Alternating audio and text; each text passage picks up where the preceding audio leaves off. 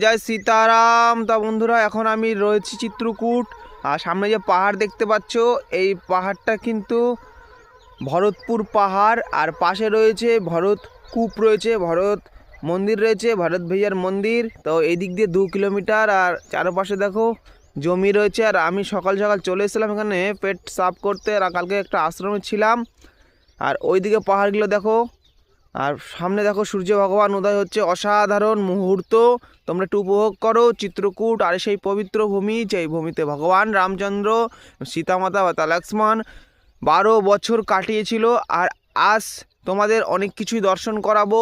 ভরত কুটির দর্শন করাবো, ভরত কুণ্ড দর্শন করাবো। যে কুণ্ডের জল বলা হয় ভারতবর্ষের সব তীর্থের জল রয়েছে সেই স্থান। তো তার সঙ্গে তোমাদের এখানে দেখাবো ওয়াটারফল রয়েছে, তারপর অনেক জায়গা রয়েছে, মহাদেব ভিউ পয়েন্ট রয়েছে। অসাধারণ চিত্রকূট দেখার মতো জায়গা। জঙ্গলে কিভাবে সাধুরা সাধনা করে সেটাও তোমাদের আমি ভিডিওর মাধ্যমে দেখাবো। তা বন্ধুরা, তোমরা এখনও যারা আমাকে সাবস্ক্রাইব করোনি, একটু সাবস্ক্রাইব করে নেওয়া। আর বন্ধুরা, একটু ভিডিওটা শেয়ার করে দেওয়া, সকলের কাছে যেন পৌঁছে যায়। আর আমি তোমাদের কিছুক্ষণ পরেই সব কিছু দেখানো স্টার্ট করে দিচ্ছি।